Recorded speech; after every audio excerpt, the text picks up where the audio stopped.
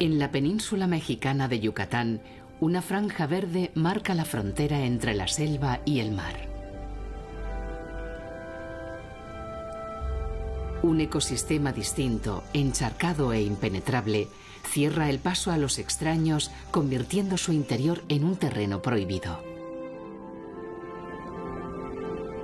Es un mundo intermedio entre el mar y la tierra, un mundo donde animales y plantas se confunden, un laberinto donde cada sombra esconde una sorpresa y cada árbol un soporte para la vida.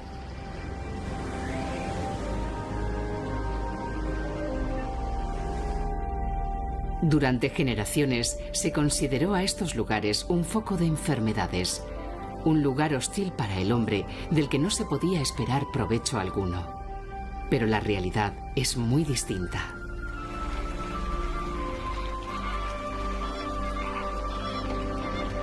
De este mundo incomprendido dependen millares de animales, desde los más insólitos y extraordinarios de su interior hasta los más insospechados y gigantescos habitantes del ecosistema marino. Este es el hogar de las sirenas que viera Colón al llegar a las costas de América. El refugio mexicano de animales que dieron lugar a algunas de las leyendas de los antiguos mayas. Los mismos mayas intuyeron el valor de este lugar hace más de 2000 años. Pero solo ahora, cuando hemos amenazado su supervivencia, nos hemos empezado a dar cuenta del extraordinario papel que realiza. Poco a poco estamos empezando a comprender los misterios que el intrincado laberinto de raíces guarda en su interior. Su increíble biodiversidad. El importante papel ecológico de este mundo repleto de vida. Es el manglar, el bosque más desconocido de México.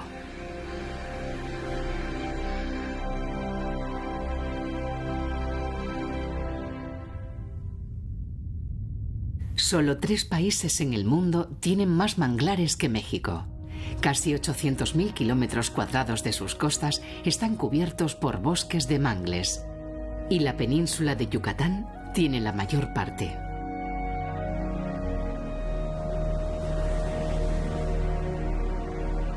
Los manglares son un mundo de transición entre los ecosistemas marinos y terrestres. Millones de años de adaptaciones han dado lugar a este mundo tolerante a los cambios de salinidad donde los mangles, diferentes especies de árboles adaptados a altas concentraciones de sal, crecen y forman el más desconocido e impenetrable de los bosques.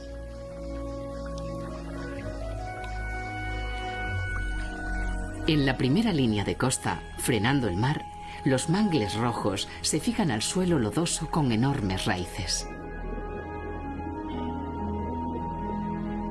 Estas raíces, como los cimientos de una catedral, fijan los árboles y frenan el embate del mar, permitiendo que otras especies de mangle se desarrollen en su interior.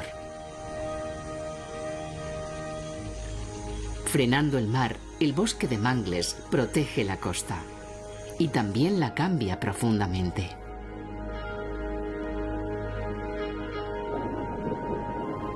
El lecho del manglar está cubierto de hojas que se depositan sobre el sedimento descomponiéndose y generando una gran cantidad de alimento. Una sola hectárea produce más de 10 toneladas de hojas al año, compitiendo en productividad con los mejores pastizales ganaderos. Y donde hay comida, aparecen los comensales.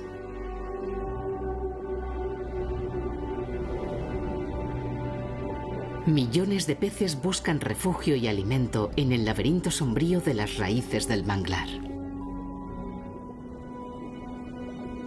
El agua, cargada de nutrientes, se convierte en una sopa alimenticia que también aprovechan los invertebrados. Esponjas, ascidias, estrellas de mar, un mundo de formas vivas tapiza las raíces bajo el agua filtrando el nutritivo caldo.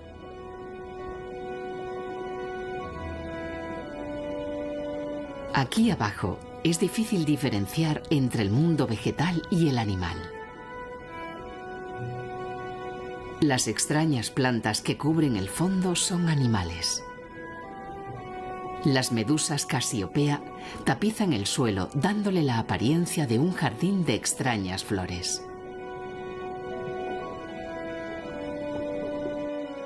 En el interior de los tentáculos de las Casiopea viven unas algas fotosintéticas con las que se han unido en simbiosis. Las algas alimentan a la medusa con el exceso de nutrientes y oxígeno que consiguen al hacer la fotosíntesis. Pero para hacerlo necesitan exponerse al sol. Y esto lo consiguen las Casiopea dándose la vuelta, apoyando su parte superior contra el suelo y exponiendo sus tentáculos a la luz solar.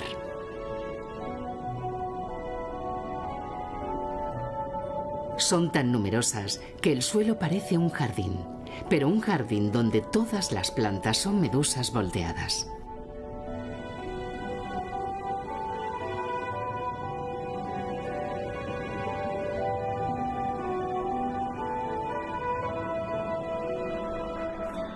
Los mayas que vivieron aquí llamaron al lugar Xian Kaan, el regalo del cielo, y levantaron ciudades y grandes templos que marcaban una vía comercial entre las principales ciudades del Maya. Los pobladores de estas ciudades conocían la riqueza que escondía el manglar y que iba mucho más allá de los seres que vivían bajo el agua. Las islas tapizan las grandes lagunas costeras del manglar. Son masas de mangles que sirven como lugar de descanso a una gran variedad de aves.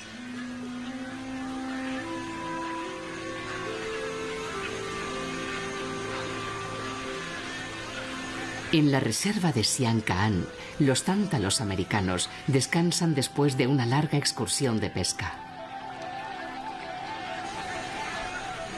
Pero lo que aparentemente es solo un lugar para posarse puede esconder sorpresas.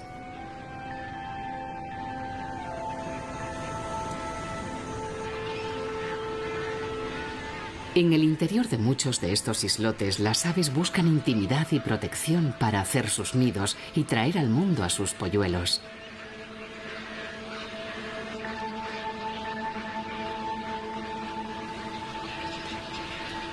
Garcetas, garzas, ibis y tántalos americanos comparten la isla y la zona de cría sin que haya competencia entre especies.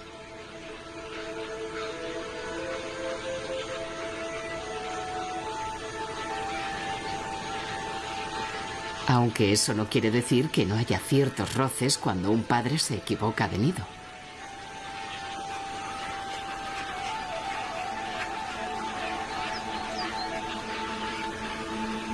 Aislados en un mundo de agua, las aves del manglar sacan adelante a sus crías gracias a estas islas. Los manglares las cobijan y de alguna forma más indirecta también les dan de comer. Bajo los islotes de mangle, una gran cantidad de peces busca el microscópico alimento surgido de la materia vegetal que sueltan los árboles.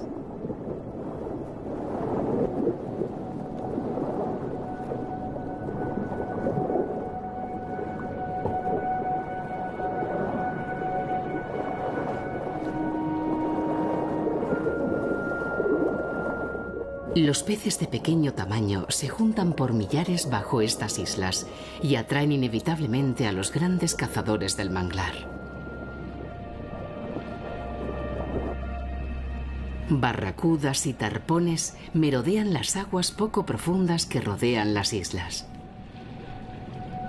Las raíces de los mangles son una barrera para los peces grandes, pero aquí el peligro puede venir también del cielo.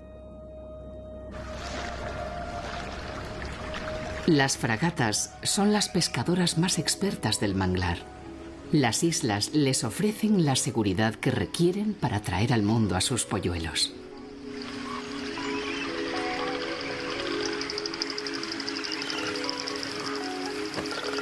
Las raíces de los mismos árboles donde hacen los nidos son un refugio para los peces y se convierten así en una despensa permanente.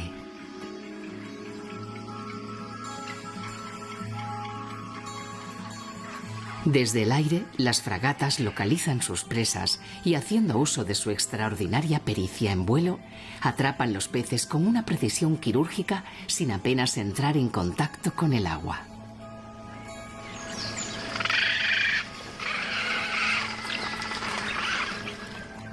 Solo tocan el agua con la cabeza, un poco con el pecho y en contadas ocasiones con la cola.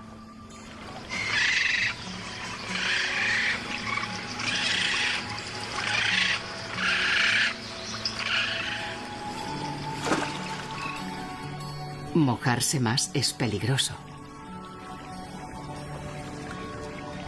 Esta forma de pescar tiene su razón de ser. A diferencia de otras aves marinas, las fragatas no pueden mojar mucho sus plumas. El aceite con el que las impregnan no es suficiente para que el agua no las empape. Si caen al agua, no podrán volar y se ahogarán. Pero su habilidad en el vuelo evita que tengan que sumergirse. El problema es que hay muchos competidores. Y algunos juegan sucio.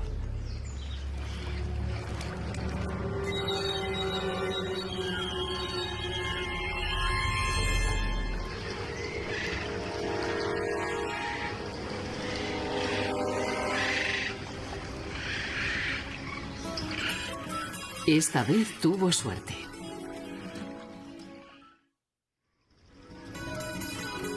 El manglar es un sistema abierto íntimamente relacionado con el mar. Hacia el exterior, más allá de las últimas raíces del mangle, se extiende una pradera submarina donde los pequeños peces salen a diario en busca de alimento. Los tarpones y las barracudas son temibles cazadores de las praderas submarinas. Pero en el sustrato, entre las algas, algunos expertos en camuflaje pasan desapercibidos a los depredadores. Un pez murciélago se muestra inquieto. Entre las algas es más visible que sobre la arena y hay cazadores por todas partes. No sospecha que, con su extraño aspecto, ninguna barracuda pensaría que es un pez viéndolo desde arriba. Así que cuando dos de ellas se acercan demasiado, prefiere emprender una rápida huida.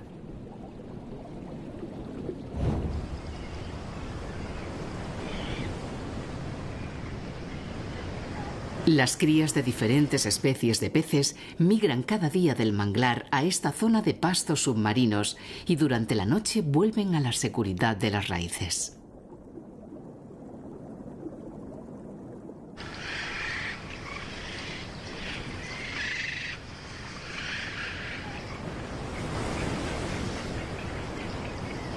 En las praderas submarinas hay cazadores que se dedican a atrapar peces de mayor tamaño. Cerca de los arrecifes de coral del Banco Chinchorro, al sur de la península de Yucatán, un cocodrilo americano camina bajo el agua.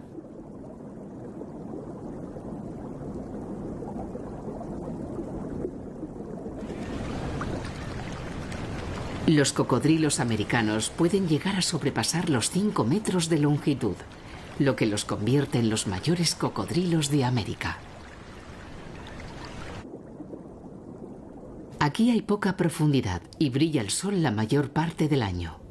Como consecuencia, el agua es cálida y los cocodrilos, que llegan a asomar la cabeza estando apoyados en el suelo, permanecen calientes durante todo el día y por lo tanto activos.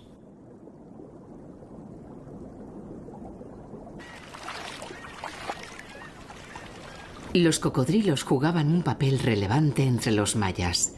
Se les asociaba con la fertilidad a través de Chac, el venerado dios de la lluvia. De los cocodrilos dependía que las lluvias llegaran a tiempo para fecundar la tierra y que ésta diera buenas cosechas.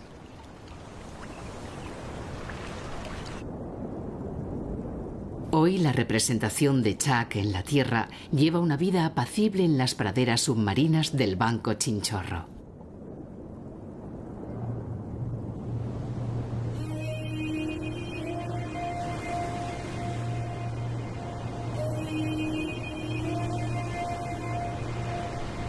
Más allá de las praderas submarinas, como última barrera con el mar abierto, está el arrecife de coral.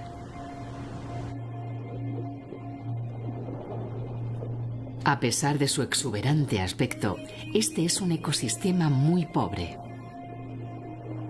Los nutrientes permanecen en las aguas frías del fondo oceánico, dejando las cálidas aguas del arrecife con tan poco alimento planctónico que muchos científicos lo consideran un desierto biológico.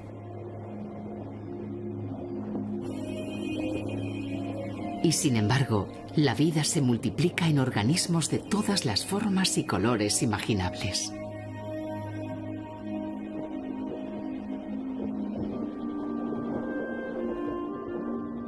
Es un mundo de simbiontes, especies que se unen colaborando para sobrevivir. Un mundo con poco alimento que, sin embargo, cuenta con una biodiversidad asombrosa.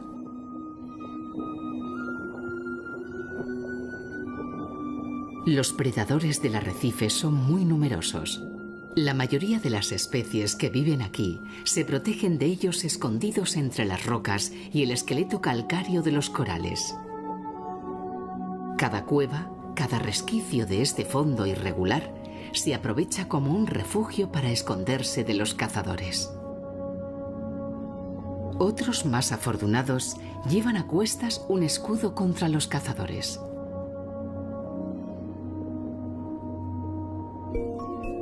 Esta tortuga carey busca las esponjas más apetecibles del fondo marino, sabiendo que su caparazón la protegerá de los predadores. Poco sospecha que su caparazón nada puede contra el ser humano. Sus poblaciones se han reducido tanto que figura como especie en estado crítico en la lista roja de la Unión Internacional para la Conservación de la Naturaleza.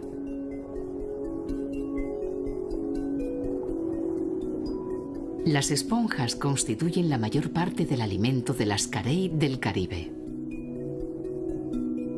Es parte de una dieta que incluye algas, anémonas, medusas y otros cnidarios. Una colección de especies altamente tóxicas y que a las carey parece no afectarles.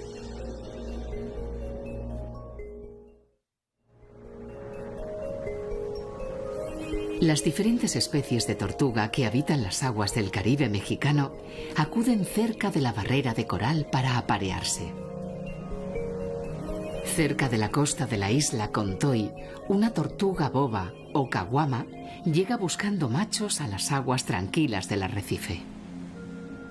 Las tortugas no forman parejas estables ni grupos sociales y nunca se ocupan del cuidado de sus crías. Viven una vida solitaria en mar abierto. Quizás por ello se sabe muy poco de sus costumbres y sus ritos de apareamiento.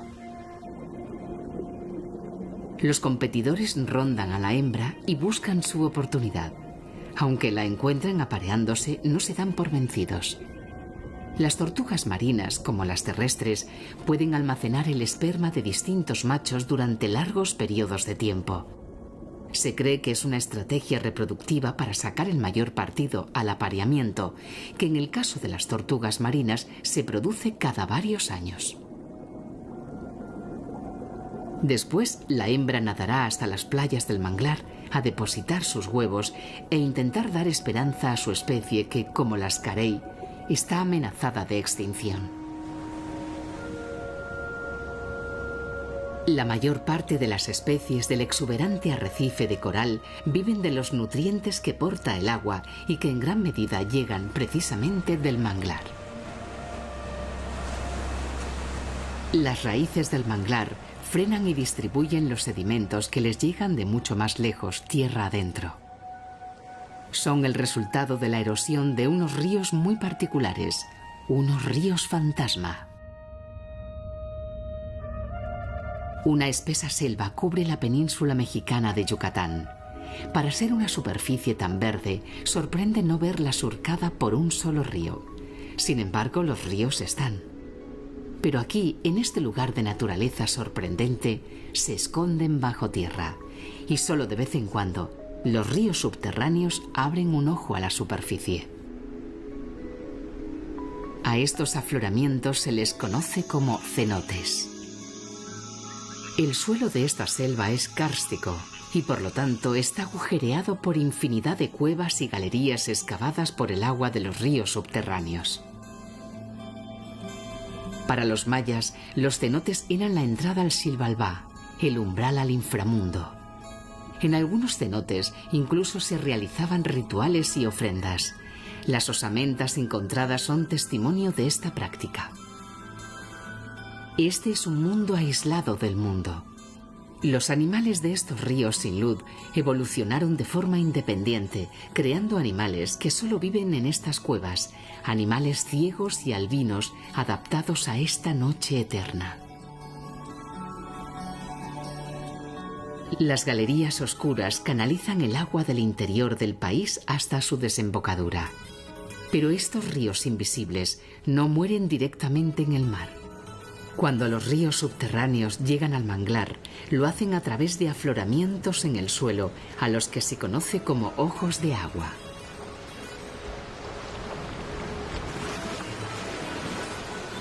El agua dulce brota en los lagos salinos del manglar, aportando el sedimento que los ríos han erosionado desde su nacimiento. Los sedimentos y la mezcla del agua dulce y salada atraen infinidad de peces que merodean el ojo de agua. El surtidor de agua dulce despeja la turbidez de la laguna y permite ver grandes bancos de pargos que llegan atraídos por la diferencia de salinidad, creando un incesante movimiento.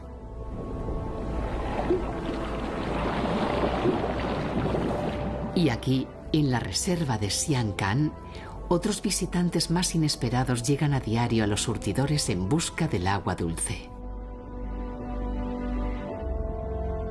Los manatíes caminan ocultos al mundo exterior gracias a la turbidez del agua superficial.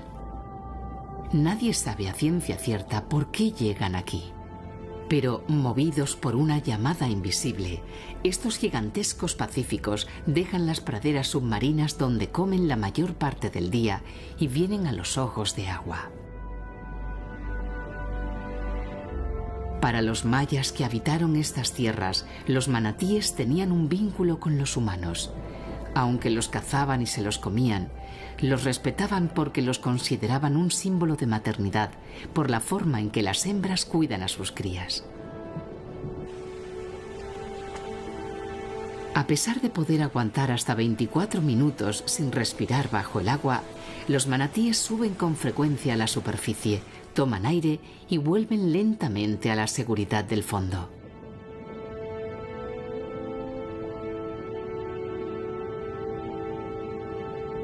Los adultos superan los 3 metros de longitud y pueden llegar a pesar 1.600 kilos, pero a diferencia de la mayor parte de los mamíferos marinos, estos parientes lejanos de los elefantes necesitan que el agua supere los 20 grados centígrados para sobrevivir, justo el hábitat que encuentran en las cálidas aguas de los manglares mexicanos.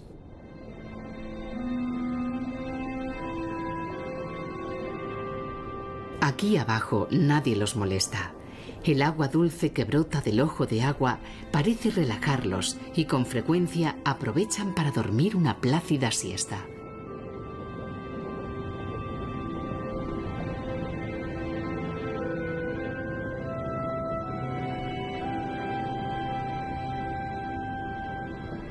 Después, con calma, vuelven a las praderas submarinas para comer, impulsados por una cola plana y poderosa que sustituye a unos cuartos traseros que los manatíes perdieron con su adaptación al agua.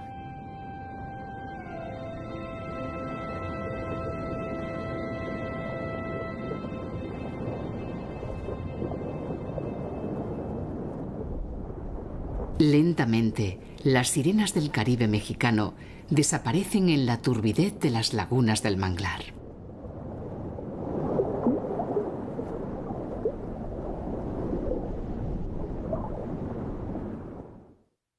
Los sedimentos que los ríos depositan al desembocar en el manglar se van acumulando en extensas lagunas costeras. El mangle frena al mar e impide la acción erosiva de las olas. El resultado son enormes extensiones de inundación, donde el agua dulce y salada se mezclan creando un asombroso caleidoscopio de paisajes.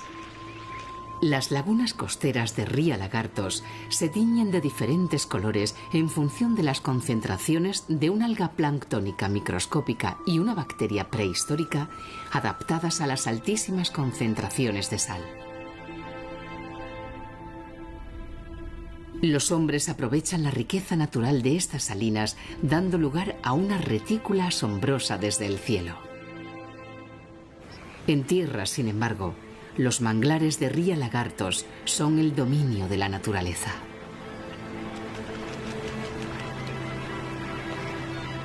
La mezcla de aguas genera mucho alimento microscópico. Proliferan las algas, las larvas, los pequeños crustáceos. Por cada uno de ellos hay aves especialistas en devorarlos. Y entre todos, los más especializados y llamativos son los flamencos.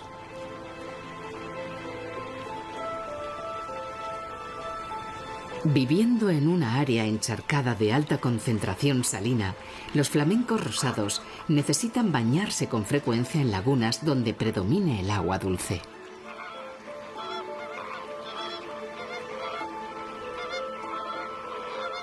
Es la forma de desprenderse de la sal que se les adhiere al cuerpo y de cuidar un plumaje que necesitarán para sus vuelos diarios hasta las lagunas donde se alimentan.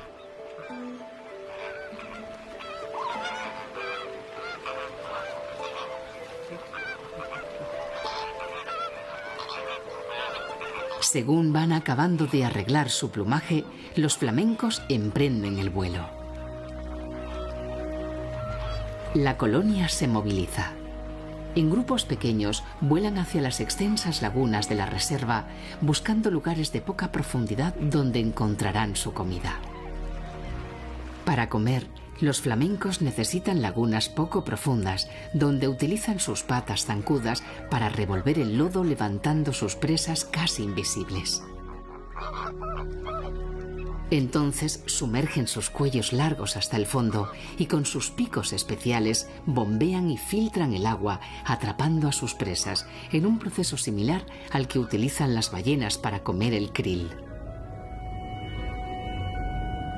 La mayoría de estos flamencos pasa gran parte del año en Ría Celestún, pero cuando entra la primavera, migran hacia Ría Lagartos para construir sus nidos y traer al mundo a sus polluelos.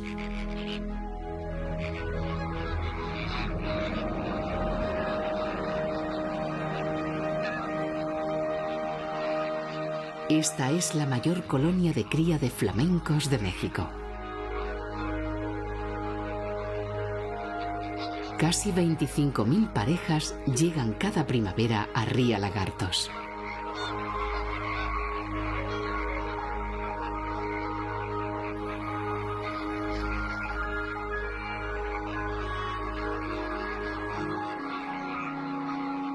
Los machos, de mayor tamaño, estiran sus cuellos en un desesperado intento por llamar la atención de las hembras. Si el efecto de parecer más grande estirando el cuello no funciona, siempre queda la opción de abrir las alas. Y si aún la cosa falla, queda la táctica de seguir a la pretendida hasta que claudique.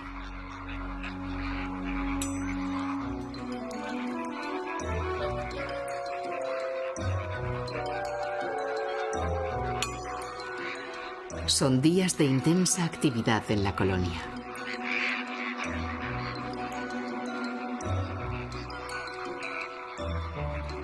Nuestro macho lo intenta entre un sinfín de competidores con los que tiene que discutir. Hasta que la perseverancia da sus frutos.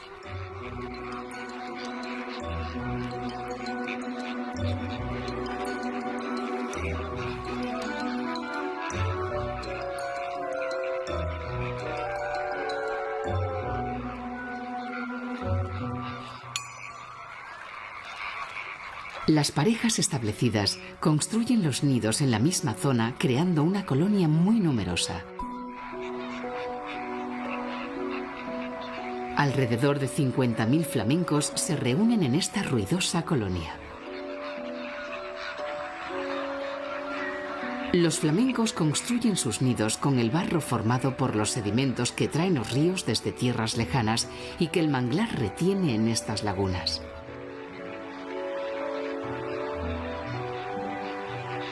Cada pareja pone un solo huevo en su nido.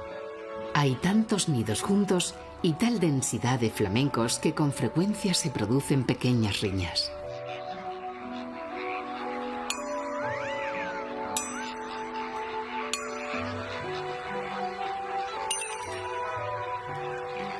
Cada año, los flamencos de la península de Yucatán traen al mundo las crías que garantizan el futuro de la colonia. Y lo consiguen gracias al papel silencioso e inadvertido del manglar.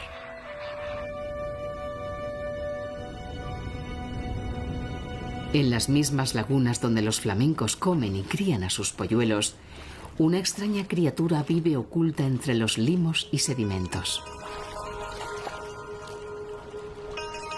Como surgidos de la prehistoria, los límulos o cangrejos cacerola aprovechan también la riqueza de los sedimentos que atrapa el manglar.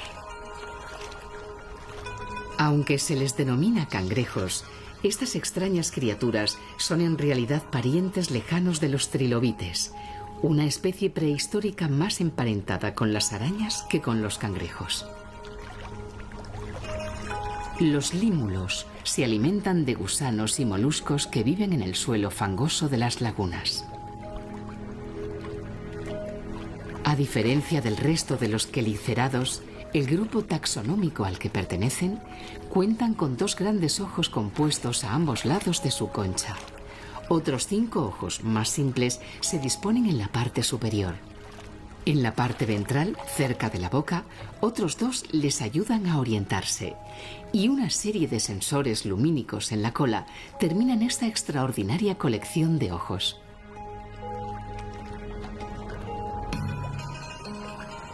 Las hembras son de mayor tamaño y durante el apareamiento los machos suelen engancharse a ellas, dejándose llevar hasta el lugar donde fecundarán los huevos que pongan sus compañeras.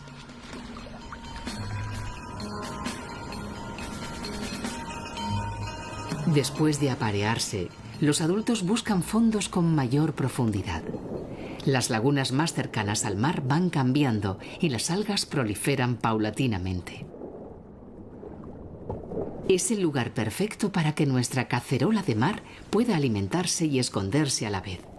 Así que con una rapidez sorprendente emprende su camino. Bajo el agua, los límulos son mucho más ágiles que en tierra.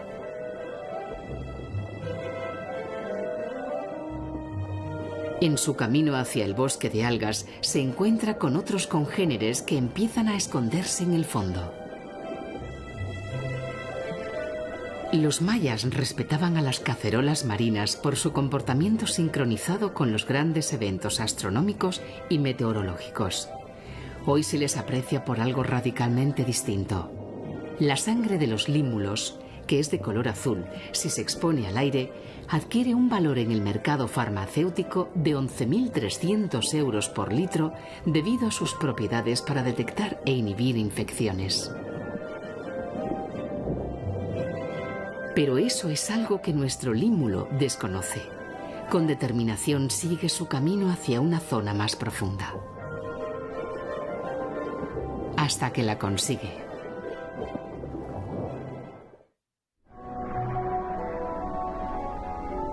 El manglar es un sistema abierto que protege la selva del interior y ayuda al arrecife. Muchos científicos consideran que si la selva es el pulmón del mundo, el manglar es su hígado y sus riñones.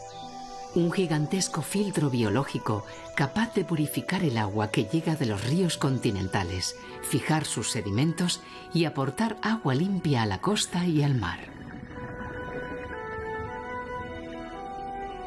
Los sedimentos y las hojas de los mangles crean las condiciones para que miles de animales vivan y se alimenten bajo sus raíces. Parte de esos animales son tan pequeños que no se pueden ver a simple vista. Las aguas purificadas que vierten al mar desde el manglar van cargadas de pequeñas larvas y algas diminutas que se integran en el ciclo vital del océano, alimentando a millares de pequeñas criaturas invertebradas. También son el alimento de los pequeños peces del arrecife que atraen a peces más grandes que se alimentan de ellos.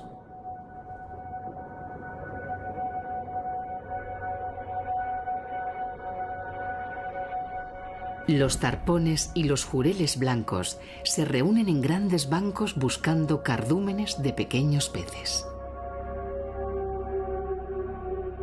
No son los únicos en acudir en busca de alimento, aunque curiosamente, los mayores peces del arrecife llegan buscando los diminutos seres que aportan las aguas purificadas del manglar.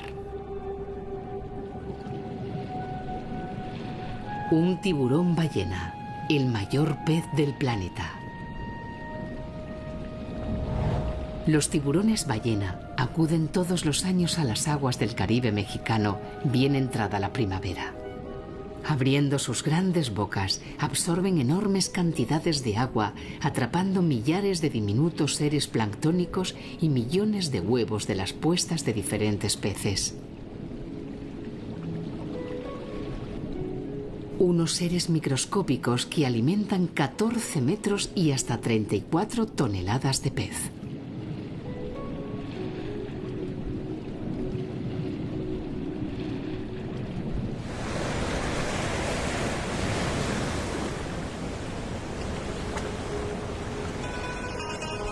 El manglar también tiene un papel protector. Durante el año, el sol calienta la superficie del Atlántico, evaporando grandes cantidades de agua.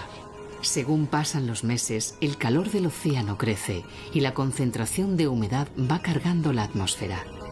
Los vientos del oeste desplazan grandes concentraciones de nubes hacia el Caribe. Y al final del verano, el sistema descarga su tensión con una fuerza devastadora.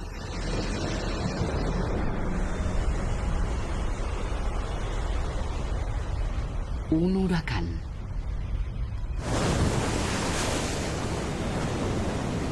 Hombres, animales y plantas sufren la violencia del viento y del mar.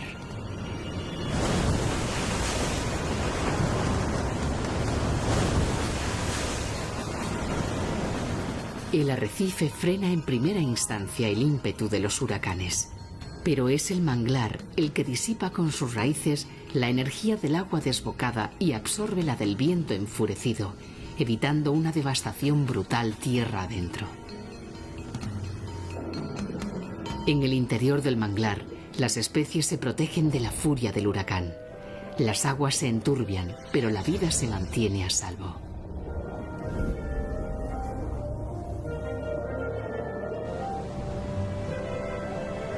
Cuando el clima se calma, todo vuelve a su lugar.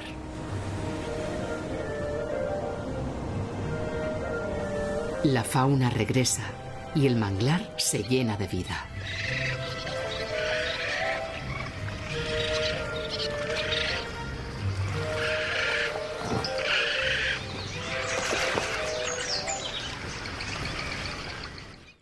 Los mayas aprovecharon el manglar y muchos de sus asentamientos se levantan frente a bosques de mangles. Su conocimiento del medio natural les hacía aprovecharse de diferentes especies del área encharcada. Cazaban aves, comían huevos de tortuga, pescaban sus peces y disfrutaban la carne de los manatíes.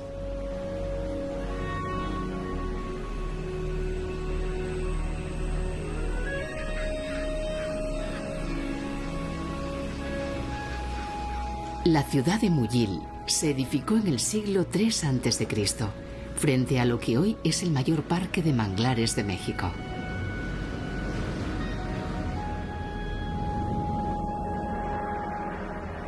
Los mayas comprendían que el manglar era una fuente de riqueza y un protector imprescindible para el desarrollo de sus vidas.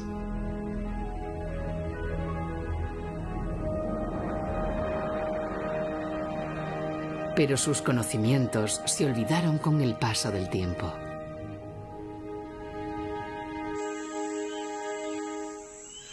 Los manglares perpetúan la vida del arrecife y las praderas submarinas. Retienen el suelo evitando la erosión de las tierras continentales. Protegen el interior del embate del mar y del viento. Y filtran y purifican las aguas continentales que vierten al mar. Se convierten así en refugio y fuente de alimento de infinidad de animales, grandes y pequeños. Y sin embargo, están desapareciendo.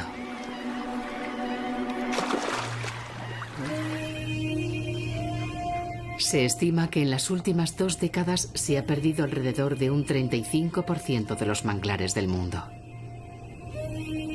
Según la Comisión Nacional Mexicana para el Conocimiento y Uso de la Biodiversidad en México, más de 90.000 hectáreas de mangles han desaparecido en el país en los últimos 30 años.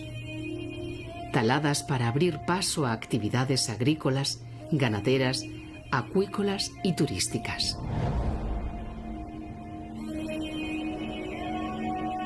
En el interior de la reserva de Sian-Caan se construyó una carretera que cortaba el flujo de agua que necesitaba el manglar.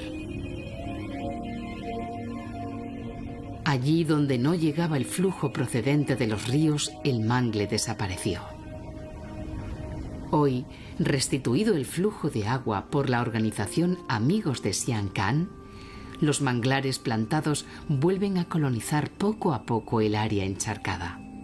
Aunque el gobierno y diferentes organizaciones han empezado a luchar por frenar la tendencia, los manglares siguen desapareciendo.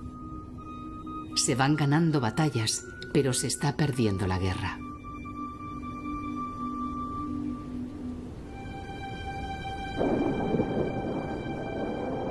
Ajenos al peligro que se cierne sobre ellos, los manatíes vuelven a la seguridad del manglar para descansar y dormir junto al ojo de agua. Bajo el agua, a su alrededor, millares de seres vivos se alimentan, se esconden, cazan, se reproducen. El manglar entero late con una vida extraordinaria que ocultan los mangles, como si quisieran proteger a sus criaturas de la ambición ilimitada de los seres humanos. Hoy, la misma especie que bautizó la zona como el regalo del cielo, amenaza su supervivencia. La supervivencia de todos los manglares, de sus especies, de su incalculable riqueza. Quizás nos hemos convertido en una especie tan necia que piensa que el poder económico es más importante incluso que el regalo del cielo.